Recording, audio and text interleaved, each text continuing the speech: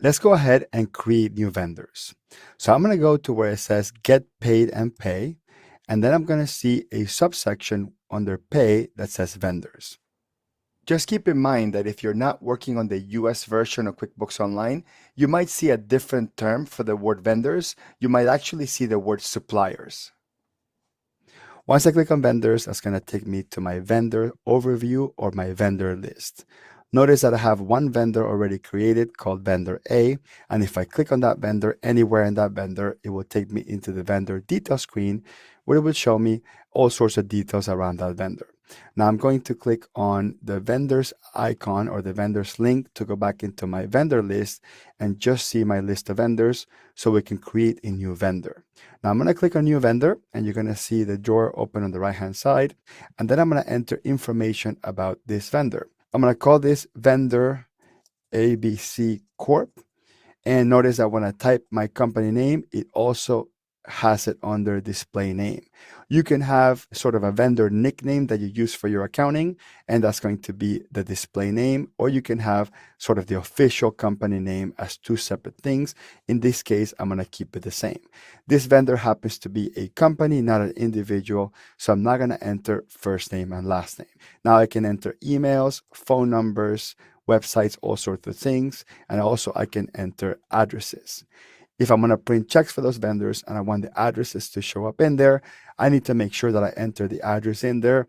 Also, if you're using purchase orders or entering bills and you want to see the address of that vendor, you want to enter that as well. So I'm going to put 999 Main Street, Suite 101, Mainland, California, 999.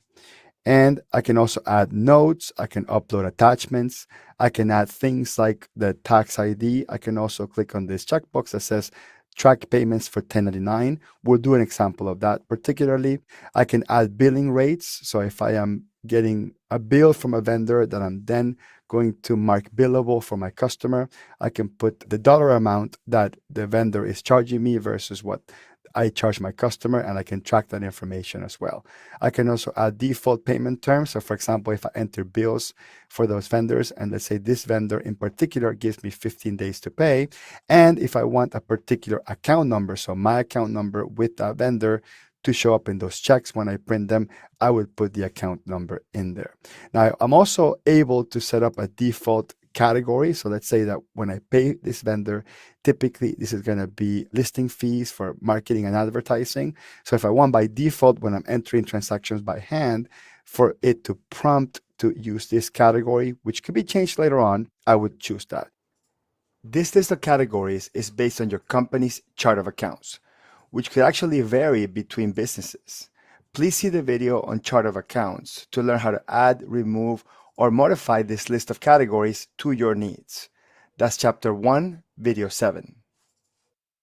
Now I can also enter opening balances for the vendors as I create them, but I generally recommend that you enter the individual bills for those vendors if you're going to bring in any balances from a previous accounting period and not use the opening balance option.